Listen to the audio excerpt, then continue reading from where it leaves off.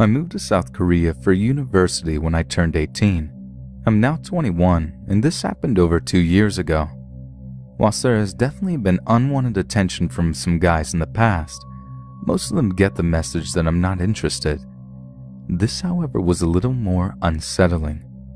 The university I go to has an institute for language, which is where all of my classes were at the time, and it's pretty common knowledge that most foreigners in this part of Korea would know of or study at this institute. It's not abnormal for me to receive random Facebook requests from guys wanting to learn English or make foreign friends, and most of the time I just ignore them unless we have a few mutual friends or I've met them before. I got a friend request from this guy named Nico, and we had quite a handful of mutual friends, and he'd messaged me too saying he was sorry for the randomness of the request, but he was just trying to make as many foreign friends as he could.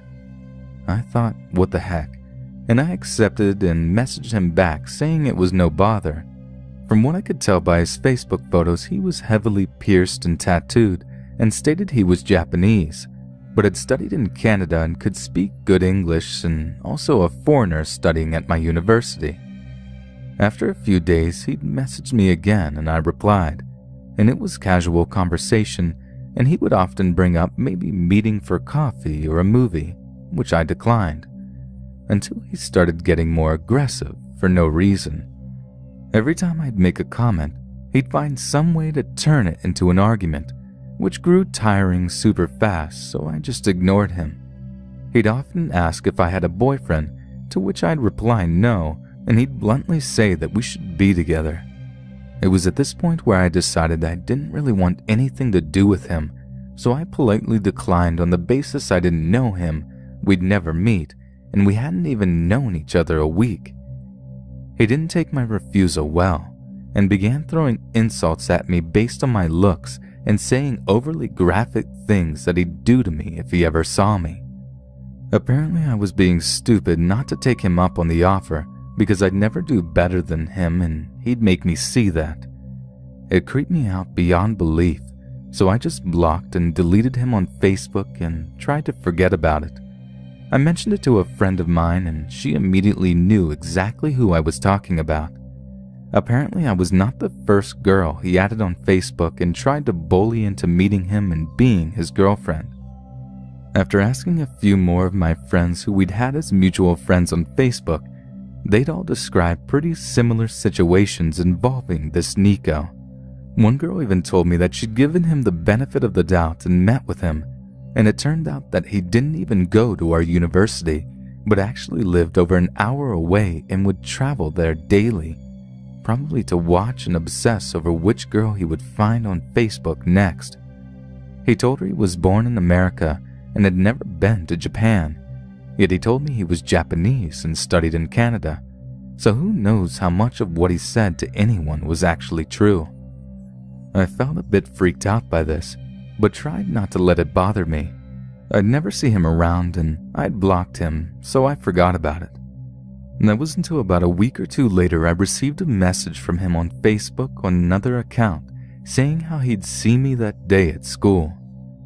This shook me up a bit, since I hadn't even considered that he might actually be watching me at school. I ignored the message and blocked the account. A few days later, I got numerous messages from different accounts claiming to be Nico's friends, saying how he had his account hacked and could I please unblock him so he could explain and we could talk it over. I ignored these messages too, but I kept receiving more, all of which I am pretty sure were just Nico himself trying to reach out to me to get my attention. The more I ignored him, the more violent and aggressive the messages became, and I could tell that most of the time when he said he'd seen me, he was lying. He'd say things like, "I saw you today at the library all day, you fucking slut. You're a fucking four-eyed slut who can't get laid," and other messages to that extent. I knew he was clutching at straws because I never used the school's library to study, and although I wear glasses, I never wear them in public. So I just kept blocking the accounts and tried not to let it bother me, figuring he was just some desperate idiot. I figured he'd get bored of me soon enough and let it go. Until one day after classes had finished and I was browsing the small convenience store in the building to grab a drink on my way home. I opened up the fridge to get a bottle of water when I closed the door. He was literally standing right beside me. He didn't say anything, he was just staring at me. I hadn't seen him in person before because I had never agreed to meet him, but I knew straight away it was him. And I freaked out. I dropped the bottle and I just left the store. I didn't walk home because I was afraid he'd follow me and find out where I lived. So I just went back into school and stayed around areas where there were lots of people until a friend of mine came to meet me. After that, I saw him a handful of times when I'd leave class. He'd just be standing there doing nothing in particular, watching people as they walked past, and he'd stare at me intently. I'd made sure to always be with friends when I went to and from class and didn't go anywhere alone for a while, but after a week or so the messages stopped and I didn't see him again. The last time I heard from him was a year ago when he messaged me on yet a new Facebook account asking if we could be friends again because he'd changed and it was all just a joke. Needless to say, I ignored the message, blocked the account, and will not be taking up his offer on being friends. I dated my last serious boyfriend for around 6 years, and throughout the whole of those 6 years, I always received pokes off of a fellow on Facebook. I didn't think too much of it, and we had like 30 friends in common, so I figured maybe I had met him somewhere along the way. Besides, he was muscly and quite attractive, so having the additional attention was fun, I guess. A couple of weeks after my ex and I split, he private messaged me asking me if we could meet. We chatted for a while and I eventually agreed to go for a meal with him. On first date terms, it was a pretty lovely one. Nice meal, walk under the stars, blah blah blah. After a few weeks of seeing him, I noticed little traits in his behavior that I found to be particularly strange. He would never let me in his house and would leave me standing outside. One day I stood outside of his house for 45 minutes at 10:30 p.m. as we had walked there. I didn't know where the hell I was, and he decided that I had given him the hump for no apparent reason. This is where I should have bailed out. The following Friday, I figured I would give him the benefit of the doubt and invited him round. He stayed for 9 days. I had to text a friend asking her to pick me up and not invite him just to get him out. I figured I would leave it now until he turned up on my doorstep the next day. I told him I wasn't very well and that I had a pretty serious urinary tract infection, which was met with a lot of accusations of cheating and even being a slag. This was the final straw, and I told him to leave and not to bother contacting me. Every day I received text after text, missed call after missed call. I blocked him on Facebook, so he messaged all of my friends begging them to convince me to take him back. Hell no. I figured that after some time he would back away. Things went quiet for about a week. It was bliss until I received a call off a number I didn't know. It was asking me who the man was who had just walked in front of my door. It was my father, by the way. This happened every time someone walked in front of my flat. Male, female, it didn't matter. Turned out he knew someone who lived across the street from me and had him and his lovely girlfriend watching my every move. Things calmed down again after speaking to the couple and explaining the grief it had caused me. He told them that he was still together with me and he was concerned for my safety. And I had thought he had got the message until one day when I finished work and caught the bus home. I had this perfectly timed so that I would always be pulling up to my estate at 6 p.m. As I strolled down the hill to my estate, ready to cut through the alley towards the garages, I noticed a figure tucked away in the shadows in the corner. It was him. I kept my head up and marched onwards to my front door. He followed a distance behind until I reached the door and ran after me and chased me up the stairs in the block of flats I lived in. I told him I wasn't interested, that he was scaring me, and that he needed help. And this is where he thought that maybe a hug would change my mind in this situation. After letting out a massive scream from my neighbor, he was escorted out of the building and was told that if he returned, it probably would be the last thing he had ever done. At least I have learned now not to date people off of Facebook and at least run a background check on any future partners. I'm a 22-year-old female and I'm finishing up my first college degree this summer. So I take mainly online classes as I work and volunteer a lot. However, this semester I only had 2 science classes left in order to graduate, and one of the classes I needed was only offered on campus. It's a twice-a-week class and each class runs roughly 2 hours, but the teacher usually lets us go after about 45 to 60 minutes. I live kind of far from the campus, so I usually walk in about 15 minutes late and therefore never get called for attendance. The teacher knows my situation and I just have to let him know that I'm there before I leave class and we're good. I know this may not seem important, but I promise it is. So my class has a test on this upcoming week. The teacher gives us study guides that are pretty similar to the actual test questions, but they aren't like required to pass the test or anything. A lot of it is common sense. So today I am hanging out at my coworker's house when my phone goes off. I checked it and saw I had a Facebook message from a person I didn't recognize. So I opened the message. It was not a name I had ever heard or remember hearing. It's a pretty unique name, so I was sort of confused. The message read, "Hey, I am in your Intro to Science class. I really need a study guide and would drive to your house if it meant accessing it." So immediately I'm a little weirded out because I literally have no idea who this guy is. I don't recognize him from the class, and I certainly don't recognize his name. Not to mention, like I said earlier, I am literally never there for attendance, so it couldn't be easily explained as like he saw me answer for my name or anything. So then I'm thinking maybe he looked at the class roster online and messaged a bunch of people. So I texted a few of my classmates to see if they had heard from this guy, and they all said no and asked why I wanted to know. I explained the situation to them, and they verified they didn't recognize the guy's name or face, and they're good students who actually show up to class on time. So I didn't message the guy back, obviously, and he messaged me again a few hours later saying, "Come on, I know you read this." And now I am even more creeped out. The teacher has been offering the study guide for like 2 weeks in class, so I really don't understand why he wouldn't have a copy. Not to mention, he could have contacted the teacher for a copy as we still have several days until the test. If he looked up the roster online, why would he have only messaged me and not my other classmates? Maybe I'm overreacting, but I feel like it's super creepy.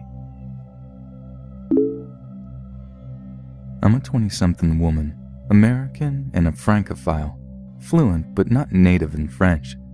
Since 2011, I've been in correspondence with an eccentric French guy I met because he posted a clip of a super rare telefilm on YouTube. We had a bunch of mutual interests and eventually met in real life so he could give me the movie on a flash drive.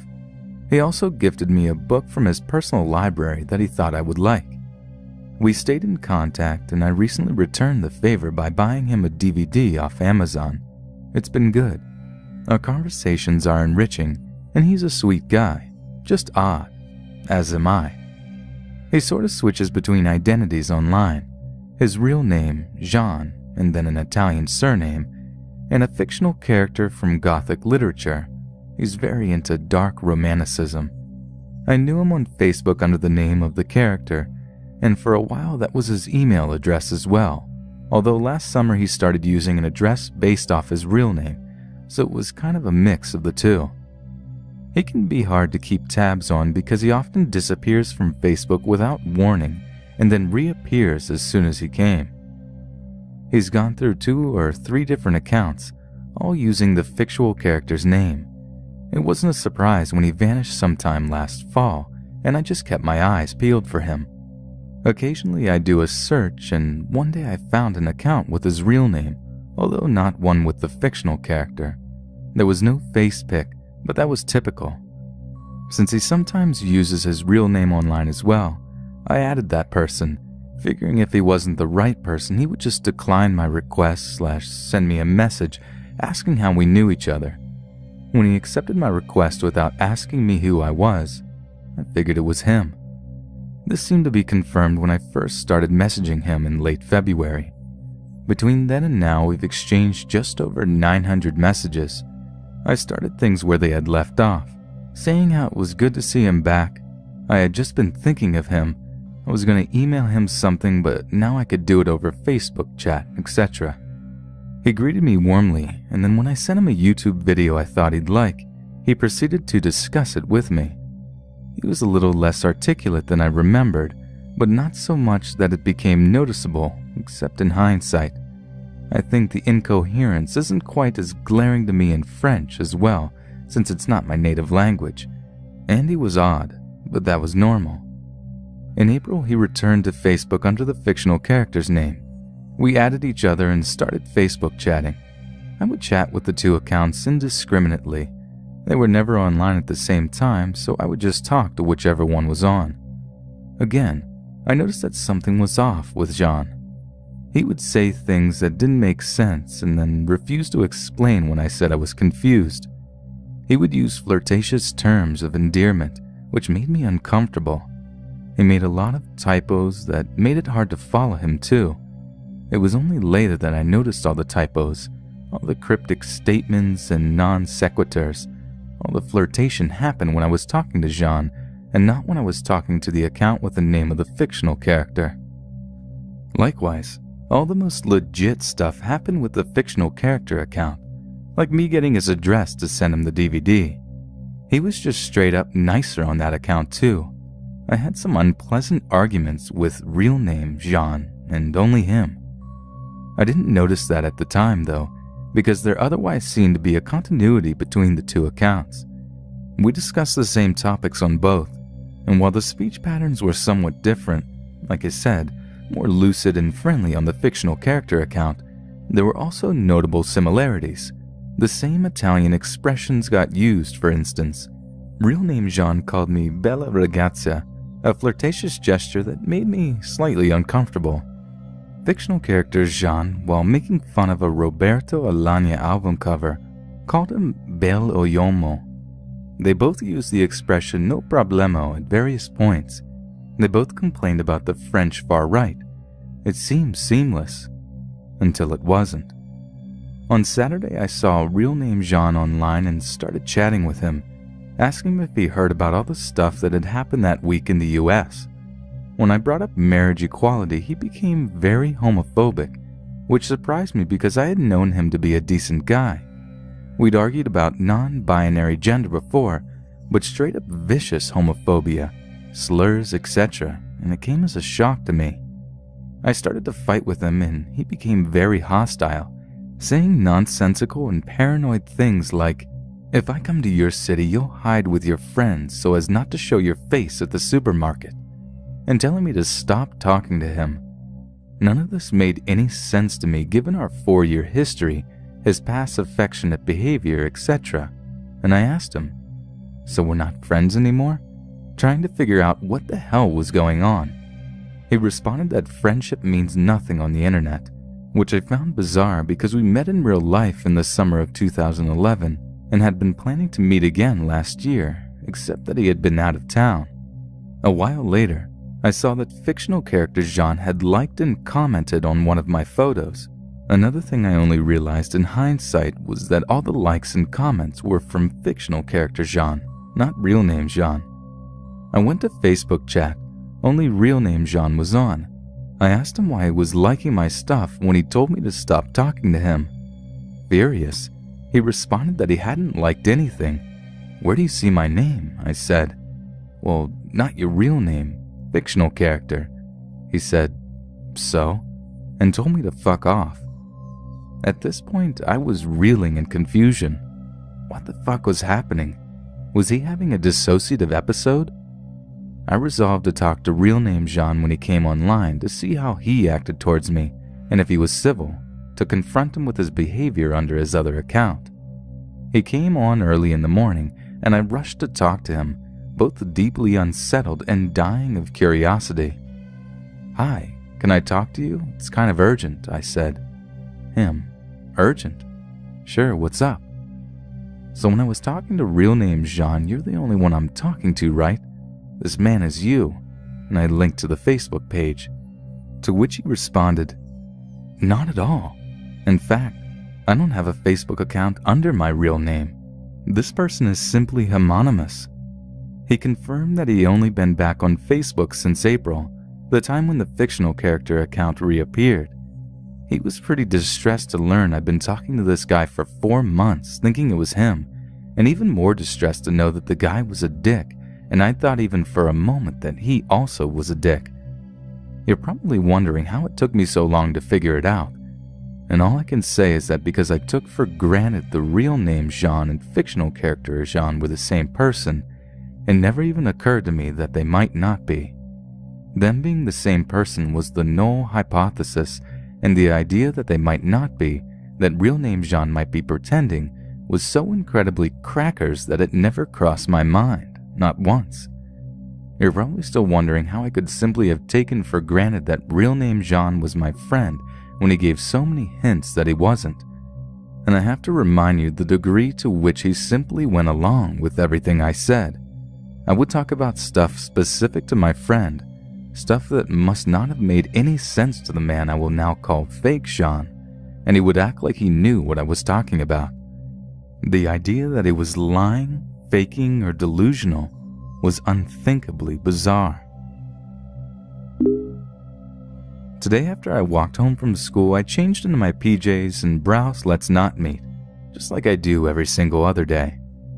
Well, about an hour later, I get a message on Facebook from a weird account telling me to go outside. After investigating, I realized he messaged me before only saying hi, so half asleep stupid me figures, why not? I'm not home alone, nothing will happen, right? Wrong. I go outside and see a tall guy with long hair and a Children of Bodom shirt on. I love Children of Bodom, so I figured he used to go to my school, but graduated since he didn't look that much older than me. He looked really happy to see me, so I figured I did know him, but I don't remember him. I have very bad memory, so I gave him a quick hug, but he hugged me a little longer than expected. Okay, I said to myself, kinda weird, but not really. "Oh my God, you're so beautiful." "Thanks. I was scared your Facebook pictures were going to be filtered." What the fuck? Around there, I realized I had no idea who this guy was, but he kept a firm grip on my hand.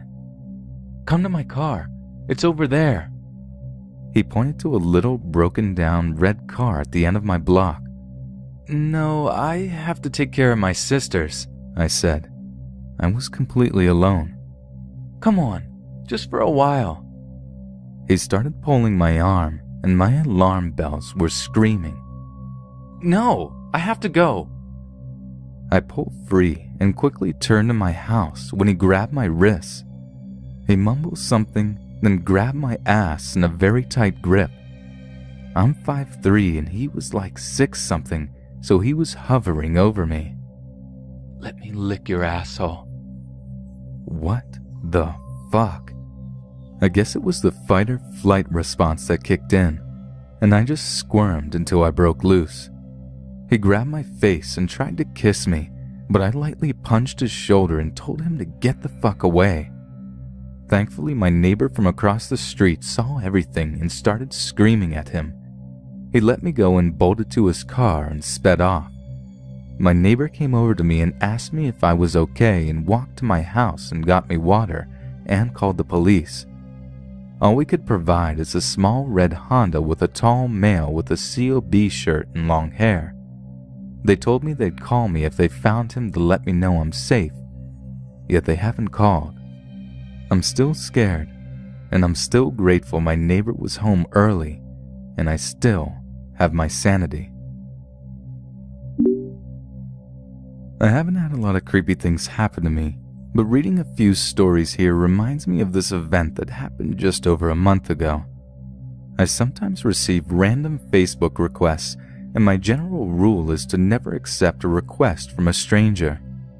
Anyway, this random guy sends me a request and I already know we have never met, but curiosity got the better of me and I decide to skim over his profile. No big deal. As I'm scrolling down his main feed, I see my name pop up in a seemingly normal status. In that moment, I was quite taken aback. It was my full name, and although it's rather average, I know no one with it. Creepy, yes, but maybe it is just a coincidence, so I continue. Eventually, I come across another status describing how he'd like to be with a girl with my exact features, which include eyes, hair color, and skin color. Next, I find a fabricated text message conversation that made it look like I was involved with this guy. I also found a few statuses about romantic activities we shared that never actually happened. Of course, I noped the fuck out of there, but not before taking a few screenshots and blocking them. This person does live a few states over from me in another large city, but I keep my social profiles to private, so hopefully he doesn't contact me again. I realize now that I probably should have also reported the guy, but I honestly didn't want to provoke any kind of responses from him whatsoever. A little background. This guy added me on Facebook out of the blue when I was like 13. I'm 16 now. When I asked him who he was, he told me he saw my profile picture and thought I was beautiful and all that bullshit. Fast forward a year after we've been talking, and he tries hooking me up with one of his friends because you're so beautiful and he just has to have you. I declined several times because I had a boyfriend. When I posted a picture of us later, him and his friends started saying so many awful things to me in the comments section. After blocking all of them is when things got really creepy. They sent Google Map photos of my house. I had never given them my address and kept the location thing off at all times, and the guy I originally met threatened to cut my heart out. I blocked him and reported him. The next year he admits his undying love for me. He refuses to leave me alone. I finally just got rid of my Facebook and plan on making a new one. So, creepy guy from India, let's not meet. I'm an uninteresting man in my late 20s with a stable job and happy family. Being so, I had never even entertained the thought that I might, one day, be the target of a stalker. So here's my story as a warning to everyone. You don't have to be a typical, pretty young lady to catch the eye of a stalker. I don't know if this makes sense, but I am a habitual yet very casual Facebook user. I don't post a lot, but I do check my news feed often. One Saturday night, I was doing a quick round on Facebook before I went to bed when I received a friend request. I accepted it without hesitation. Just about every friend request I receive gets accepted because I don't ever post anything very personal. As I said, I have a very casual approach to social networking. I do a quick glance on the profile that had friended me and saw that it was an obviously fake account. Not thinking much of it, I put my computer away and fell asleep. The next day, I was having lunch at a friend's house, having completely forgotten about the friend request from the night before. My phone buzzed and I saw that I had gotten a message from a coworker of mine, Maya. Although Maya and I worked together and had a few mutual friends outside of work, we didn't communicate much other than when it was about work. I checked it, assuming it was work-related. I guess looking back, you can say it was. To get the gist of it, the Facebook account that friended me also friended Maya and had bombarded her with insults and accusations of being a whore, slut, and every name in the book. The person took it a step further by messaging Maya's husband, saying that she was cheating on him with a coworker. Maya wanted to know if I knew who the person was, because I was the only other person that accepted the friend request. I explained to her how I accept every request and have no idea who it was. I then proceeded to unfriend the profile in question. Maya explained to me that she already had suspicions on who it was, but just wanted to see if I could confirm it. She believed it was Carrie. Let's rewind to a few weeks earlier. I had received a friend request from Carrie. It struck me as odd because, although we worked at the same place, we had never met, never spoken, nor had we ever made eye contact or been within 20 feet of each other. We worked in different departments, but I walked past her every day because I had to walk through her department to get to our lounge. That was the furthest extent of our interactions. I only learned her name from when she friended me on Facebook and I recognized her picture. I'm not sure how she found out my name. Carrie also friended my wife's profile and subsequently began to sift through years of my wife's posts and pictures, liking and commenting on several of them. She began interacting with my posts too, as though she knew us as well. At work though, I'd walk by like usual and still no interaction. I found it odd but didn't look too far into it. So back to the present. The mysterious Facebook account continued to harass Maya until she told her that she knew it was Carrie and was going to call the police. I thought that was the end of that, but boy, was I wrong. Over several weeks, I began getting more friend requests from girls looking to hook up with me. Obviously, I knew they were all fake, and for the most part, I ignored them. I also began getting notifications from Google and Facebook accounts about suspicious activity on my profile. Most of the time, it warned me of failed login attempts. One I specifically remember said my Facebook account was actually logged in from somewhere unusual and asked whether it was me. It wasn't me, and I should have been more concerned, but for some reason I didn't care at the time. I was stupid, and even after that, I didn't bother to change my password. At the time, I viewed all of these happenings as random, isolated incidents. I had no valuable stuff on my account and didn't have any private secretive messages. What harm could they do, right? A few months pass when one day my wife gets a message from Carrie stating that she had bought a high-end video camera and was looking to start some amateur filming. She wanted to know if we could help her by letting her film our family for a day. Remembering what Maya had said a few months ago, I was reluctant but wanted to give Carrie the benefit of the doubt, so we agreed to tell her that we'd schedule a time for her whenever we weren't busy and left it at that. Once again, I have yet to actually meet Carrie. More weeks pass by and we completely forget about scheduling the film shoot when Carrie messages me about it. I turn her down. Then things got weird. She sent several GIF files of stick figures doing sexually suggestive motions and gyrations. I didn't respond, so she asked, "Funny, isn't it?" I immediately texted my wife to log into my Facebook profile to observe the messages. Not wanting to be rude, I agreed with Carrie as of the humor in the GIFs she sent and carried on the conversation. She proceeded to send me old photos from my abandoned MySpace account that I had completely forgotten about. That was around the time when MySpace had been revamped and people lost a lot of cherished memories. Somehow she dug mine up and decided to share them with me. It was creepy to me. Things escalated quickly from there. She began talking about her body and how she wasn't attractive, trying to bait me into complimenting her looks. She was not beautiful, but she was an attractive person. I didn't bite though. Then she hit me with something out of the blue. She asked me about my penis, calling it my cock and suggesting that it was probably pretty big. I decided that was enough and stopped responding. Of course, my wife was reading the whole time and we were texting back and forth about how funny and weird this all was.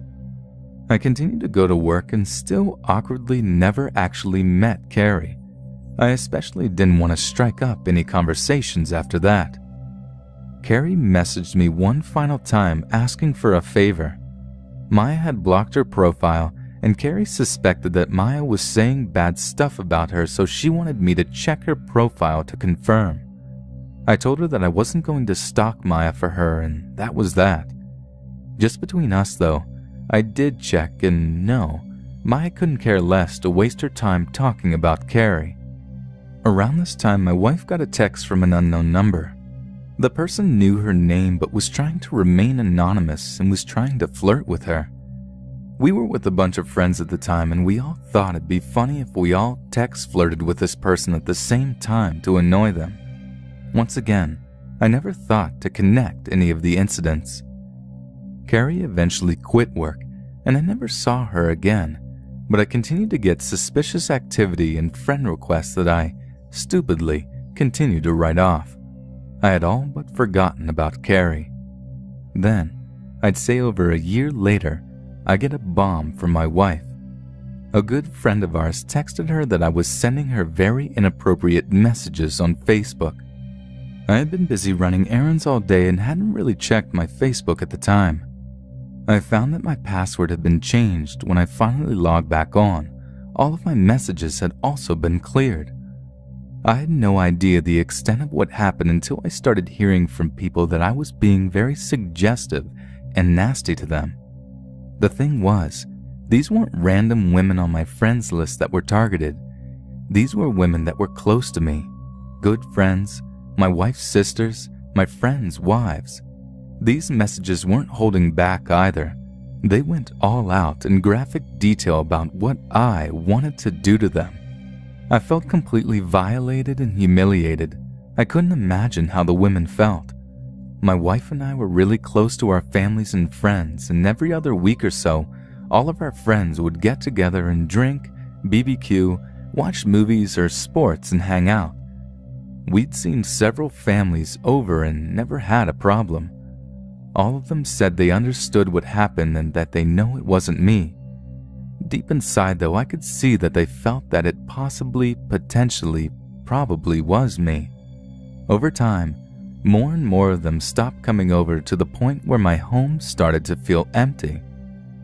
I confided in my wife how I felt that they think it was me, and she rebutted that I was just being paranoid.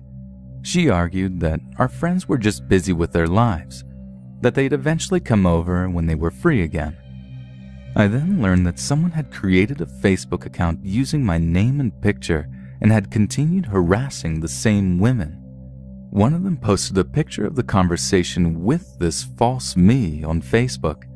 She commented that it could really be me because that mystery person has used some words that I typically would.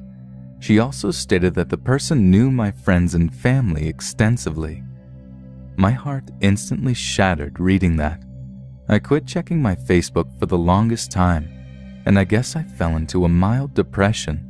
I felt miserable. I told my wife that I wanted to disappear and strongly considered quitting my job of 7 years and moving away to start anew. I now know that I was being quite irrational, and thankfully my wife stayed strong for me through it all. I felt like I needed to defend my honor and started gathering alibis of times, people, and places I was around during the time of many of those messages. My wife brutally told me that she couldn't believe I was weak enough to let a no-life dumbass on Facebook put me down and make me feel that way. Which is true. I am and always have been a very mentally strong person. I always look for the best in a bad situation, but for some reason this affected me differently. I can't explain why, but I felt extreme shame and guilt for something I didn't even do. Without my wife's support knocking me back to reality, I don't know what would have happened. We advised our friends just to ignore the person, and eventually everything stopped. From time to time, I still get a random friend request, but I don't accept them anymore. I don't have any proof that this was all the work of Carrie. It just all happened during a time when she injected herself into my life and eventually stopped after she left. My friends have started coming over again, but it hasn't felt the same ever since then. I don't know if it's them or just in my head. My wife and I came to the conclusion that Carrie reveled in the misery of others. After tormenting Maya, she moved on and targeted me, trying to ruin my marriage and distance me from friends for no other reason than the fact that she enjoyed doing so. I'm sure she hasn't stopped and only left me alone because she found a new victim to harass.